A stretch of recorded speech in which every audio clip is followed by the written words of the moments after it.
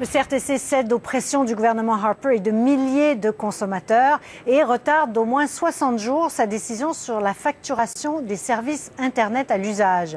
Mais concrètement, qu'est-ce que ça veut dire pour les utilisateurs? Voici Daniel Thibault.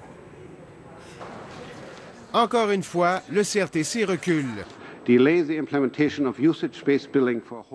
Conrad von Finkenstein reporte de 60 jours sa décision d'imposer un nouveau régime de facturation aux petits fournisseurs de services Internet. Le temps de réviser, dit le CRTC, sauf que l'idée du gouvernement est déjà faite. Quelle que soit la conclusion de l'examen, ce ne sera pas mis en œuvre.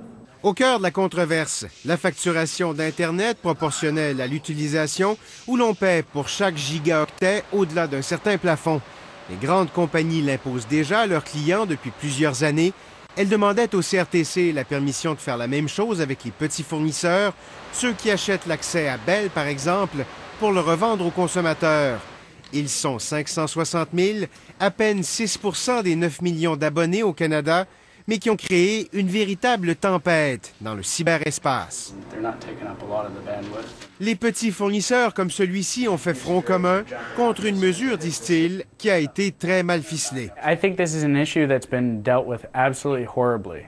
Les utilisateurs ont emboîté le pas à coups de Twitter, de pétitions en ligne et de courriels. À l'aube d'une possible élection, personne à Ottawa ne veut faire face au tollé.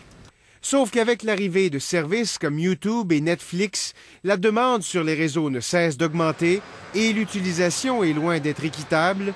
14 % des internautes consomment 83 % de la bande passante.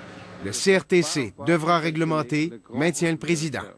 Il s'agit pour nous d'une question d'équité fondamentale. Dans tout cela, un fait demeure. Cela fait maintenant 3 fois en 5 ans que le gouvernement Harper intervient auprès du CRTC pour faire modifier une décision qui lui déplaît.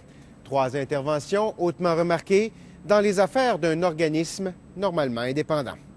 Daniel Thibault, Radio-Canada, Ottawa.